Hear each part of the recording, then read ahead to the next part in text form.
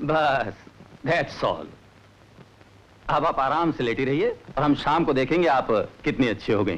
Thank you doctor. Sister, बैठिए बैठिए please.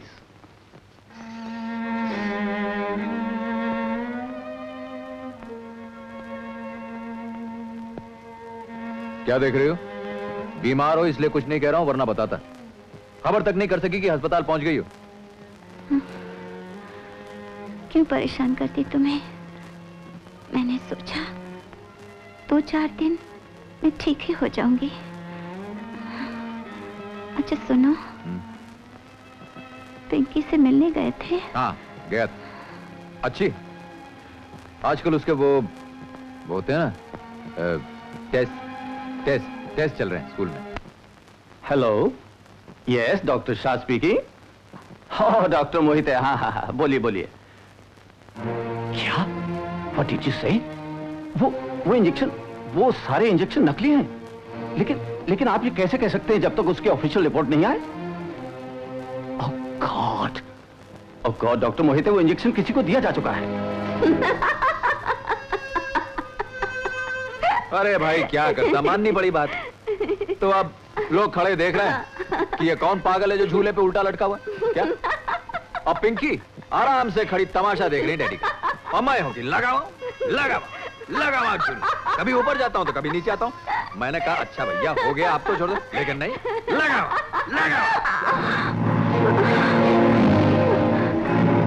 Jenny, Ahmad, क्यों? मैं मरने वाली हूँ। चुप।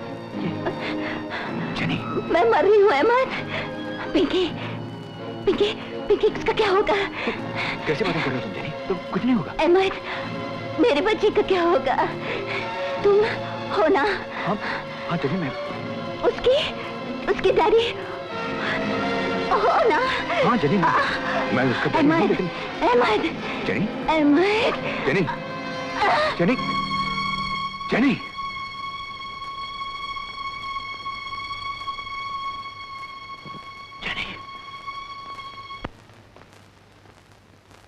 आइए मिस्टर अहमद, बैठिए। माफ कीजिएगा आपको इंतजार करना पड़ा। ये सारी ऑफिशियल लिखा पढ़ी जो होती है, इस पर साइन कर दीजिए।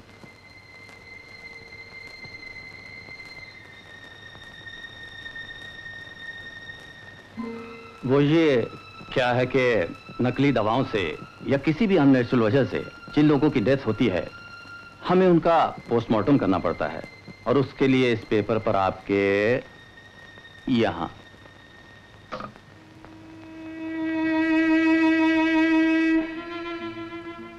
नहीं डॉक्टर साहब, मैं ये साइन नहीं कर सकता।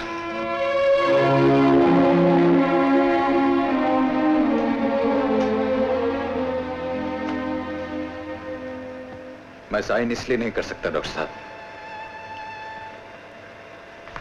कि जब तक जेनी जिंदा रही, हर दिन हर पल उसके दिल के, उसकी रूह के टुकड़े होते रहे। उसकी आत्मा लोहलुहान होती रही, लेकिन वो लड़ती रही दुनिया से, जिंदगी से, अपने आप से। और आज वो मर गई। लड़ते लड़ते, गिर के, थक के वो मर गई। जेनी पर जीते जी बहुत जुल्म हुए डॉक्टर साहब। उसकी रूह को बहुत काटा पीटा गया। आइए उसके जिस्म को माफ कर दें। अब जाने दीजिए डॉक्टर साहब, छोड़ दीजिए उसे, छोड़ दीजिए।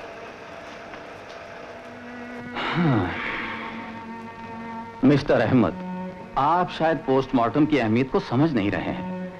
मरीज की मौत इन हालात में क्यों हुई, यह जानने के लिए हमें देखना होता है कि क्या देख सकेंगे आप? क्या देख सकेंगे? और क्या देख सकेंगे वो लोग जो ये पोस्टमार्टम करने वाले हैं? उसकी रगों में बदनामी और तन्हाई के उस जहर को ढूंढ सकेंगे आप जिसने जेनी को उसकी मौत तक पहुंचाया? जेनी के सीने को चाक करके आप वो छोटा सा घर देख सकेंगे जो उसे कभी नहीं मिला, वो सुहाग का जोड़ा देख सकेंगे जो वो कभी पहन नहीं सकी। इस पोस्टमार्टम में कहीं आपको वो लोरी मिल सकती है जो जेनी गाना चाहती थी लेकिन गा ना सकी। उसकी अनबुझी प्यास, उसके अनकहे दुख, आपके पोस्टमार्टम में इनका कोई पता नहीं चलेगा डॉक्टर साहब, कोई पता नहीं चलेगा, क्योंकि आप नहीं जानते कि जेनी की मौत किन हालात में हुई। इस पोस्टमार्टम का कोई फायदा नहीं डॉक्टर साहब, कोई फायदा नहीं।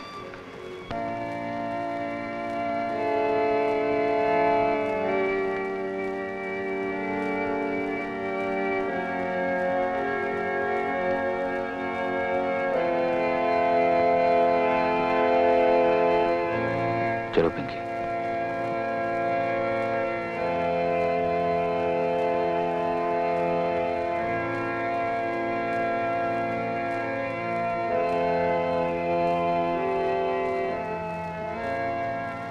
और शामली चले।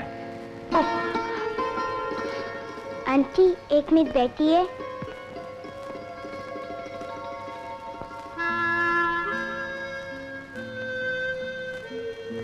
ये लीजिए। क्या है? ये क्रॉस मुझे मम्मी ने दिया था, आप पहनेंगी? मैं? हाँ पहनूंगी, क्यों नहीं पहनूंगी। मम्मी कहती थी ये क्रॉस पहन के कभी टोकने लगेंगी, आप हमेशा पहनी रहेगी ना? हाँ पिंकी, हमेशा। आंटी मेरी मम्मी बहुत अच्छी थी।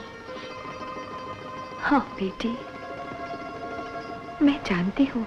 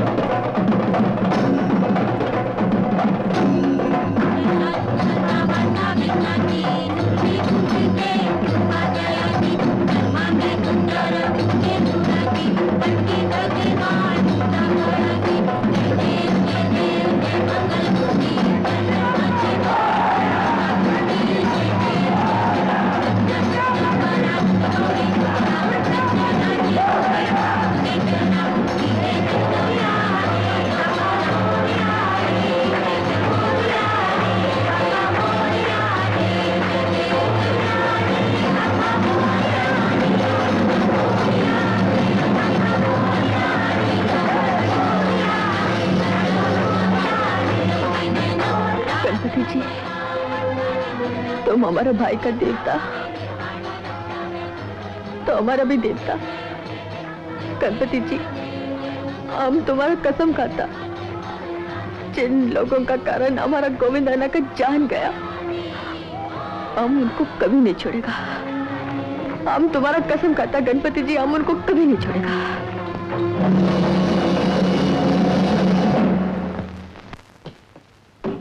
सुनिए, तुम? मैं आपसे माफी मांगने आया हूं। मुझे किसी आदमी ने 1000 रुपया दिया था उस काम के लिए। कौन था वो? रंजीत। वो कहाँ मिल सकता है, बता सकते हो? जी हाँ।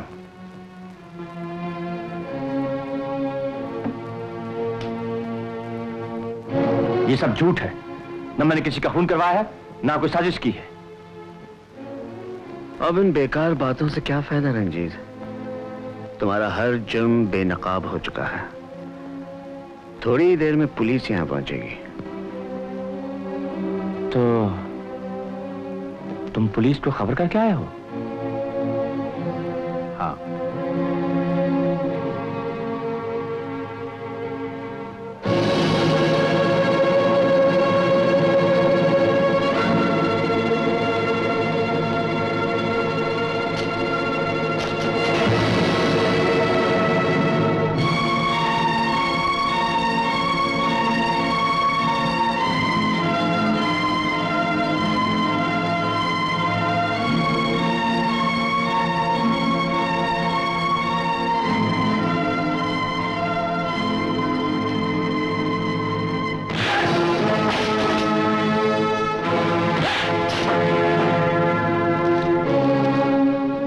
मुझे वो फाइल्स चाहिए रंजीत, जो डैडी ने तुम्हें दी थी। कौन सी फाइल्स? तुम अच्छी तरह जानते हो। मेरे पास कोई फाइल्स नहीं है।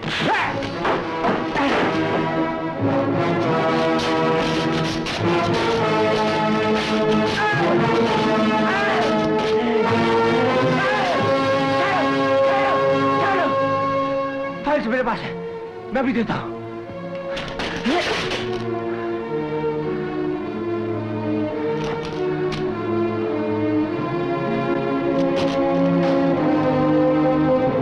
ये लो, बस यही फाइल है मेरे पास।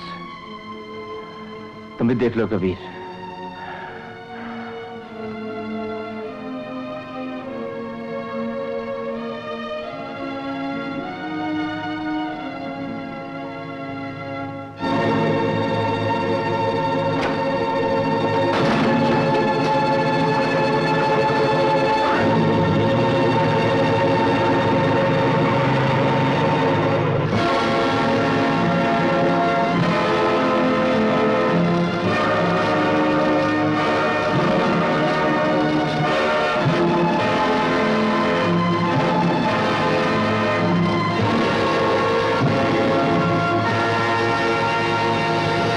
तुम्हें कैसे मालूम वो कहाँ छुपे हैं? ये लो, जल्दी से बता दे।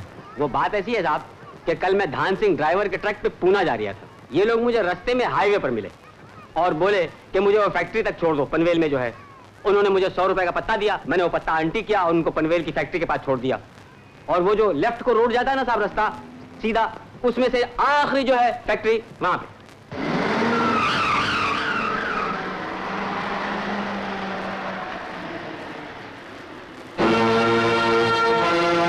बलबीर सिंह, ये गेट उड़ा सकते हो? चलो। तुझे फिक्र न करो बादशाह, आओ।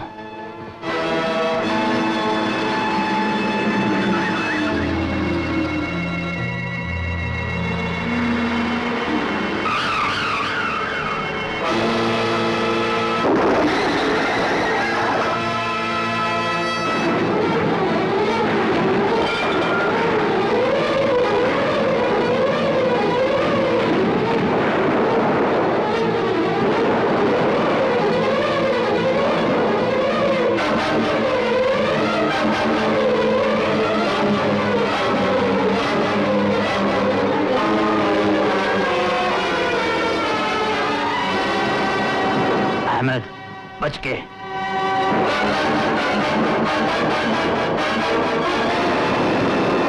दुर्गा, इसे अपने पास रखो।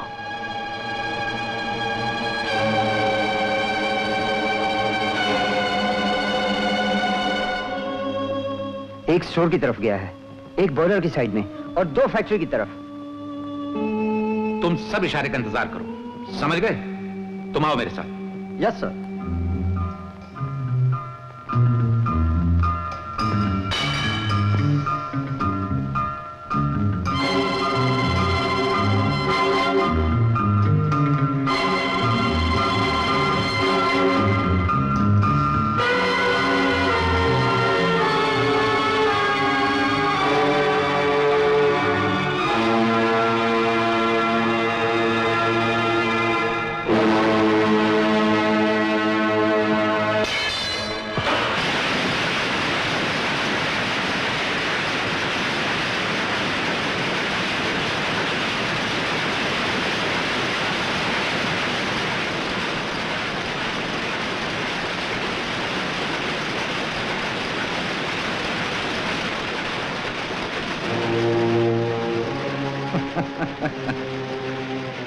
तुरंत का इक्का तो हमारे हाथ आ गया। अग्रवाल साहब, आप लोगों का खेल खत्म हो चुका है। मुझे पकड़ने से आपको कुछ फायदा नहीं होगा। शट! इसे ले जाकर बॉयलर के साथ बांध दो, फिर देखते हैं इसके दोस्तों को इसकी जिंदगी कितनी प्यारी है। ले चलो इसे।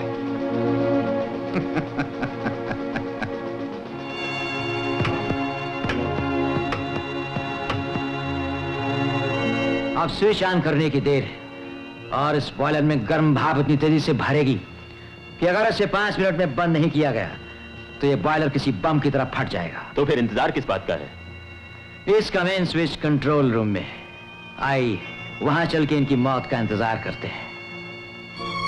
आप जो चाहे कीजिए, लेकिन मेरे मरने से भी ये सच्चाई नहीं बदल सकती कि आप सबके दिन पूरे हो चुके हैं।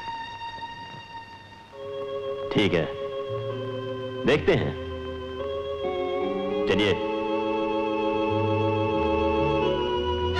यार अभी तक कबीर नहीं आया। हाँ, यही मैं भी सोच रहा था। मोहन, चल बिल्डिंग के अंदर चल के देखते हैं। कबीर के साथियों, कबीर हमारे कब्जे में है और एक ऐसे बॉयलर के साथ बंधा हुआ है जो अगर इसी तरह गर्म होता रहा तो 5 मिनट में बारूद के गोले की तरह फट जाएगा। और ये मुझे कहने की जरूरत नहीं कि कबीर की लाश के चीथड़े इतने छोटे होंगे कि तुम उन्हें जमा भी नहीं कर पाओगे। इसलिए अगर कबीर की जिंदगी चाहते हो तो अपने आप को हमारे हवाले कर दो। नहीं नहीं दोस्तों, मैं मरता हूं, मरने दो, लेकिन तुम कभी जुल्म और बेईमानी के सामने हार मत मानना। भगवान के लिए वो कभी मत करना जो ये लोग कहते हैं। चारों तरफ मेरे आदमी निशाना लगाए बैठे हैं। बॉयलर तक पहुंचने से पहले ही भून के रख दिए जाओगे। भला इसी में है कि चुपचाप अपने आप को हमारे हवाले कर दो, नहीं तो ठीक 2 मिनट बाद कबीर की मौत का धमाका सुनोगे।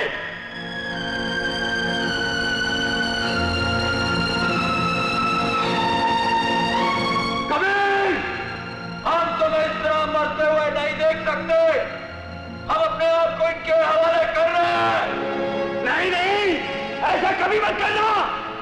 मेरी जिंदगी बचाने के लिए तुम अपने ईमान, अपने धर्म का खून मत करना। सुना तुमने? मुझे मर जाने दो, लेकिन तुम कभी कमजोर मत बनना। ये मत भूलो, तुम्हारे पास गीता और कुरान की दी हुई ताकत है।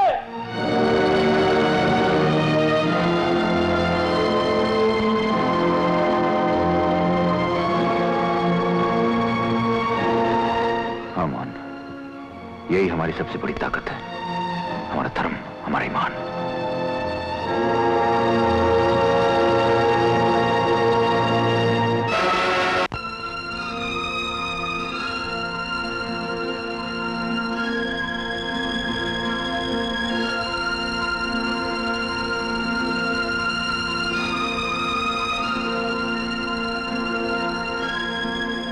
ये लो गीता, जब तक ये किताबें हमारे हाथ में हैं, मौत भी आ जाए तो क्या गम है। आओ।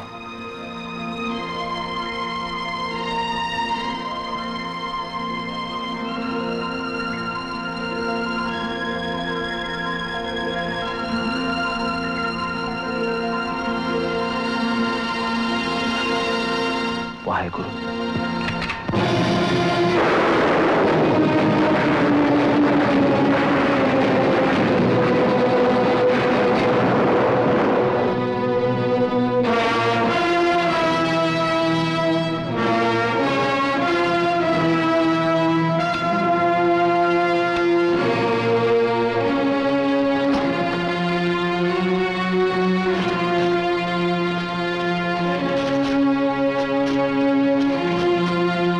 कहाँ जा रहे हो यारों? देखो, हमें जाने दो।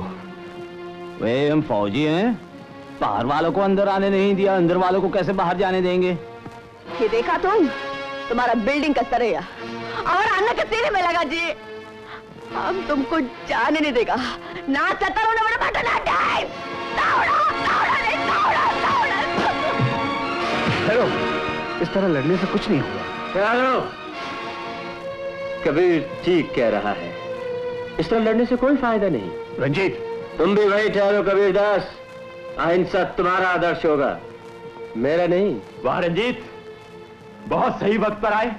मैं हर जगह सही वक्त पर ही जाता हूं, और इसलिए जब तुम लोग यहां आ रहे थे तो मैं तुम्हारे घर जा रहा था, हम सब लोगों के लिए ये पासपोर्ट लेने के लिए। रंजीत, मैं अभी पुलिस को टेलीफोन करके आया हूं, तुम्हारा भागना नामुमकिन है। छोड़ दो शामली को। आपको अगर मेरा छूना बुरा लग रहा है तो लीजिए, छोड़ देता हूं। वैसे मैं सारा इंतजाम करके आया हूं कबीरदास जी। इससे पहले कि पुलिस यहां पहुंचेगी, हम सब लोग इस मुल्क और इस मुल्क के कानून से बहुत दूर जा चुके होंगे।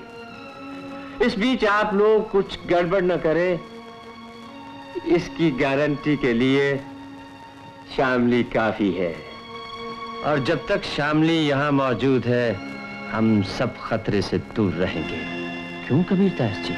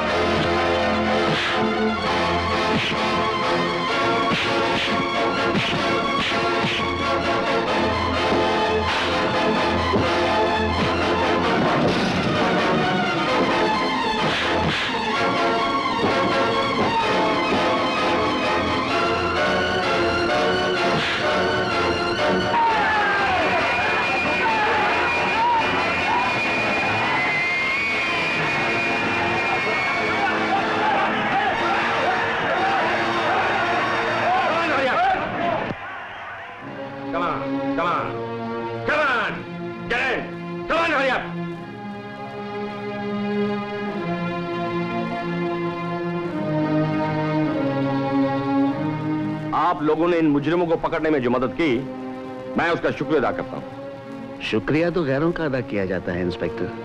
कानून और सरकार की तरह इन लोगों का भी यही फैसला है कि आज का हिंदुस्तान ब्लैक मार्केटर्स, स्मगलर्स और जमाखोरों को अब एक पल के लिए भी बर्दाश्त नहीं कर सकता। लेकिन ये सब लोग हैं कौन? इंस्पेक्टर, ये है आज का हिंदुस्तान।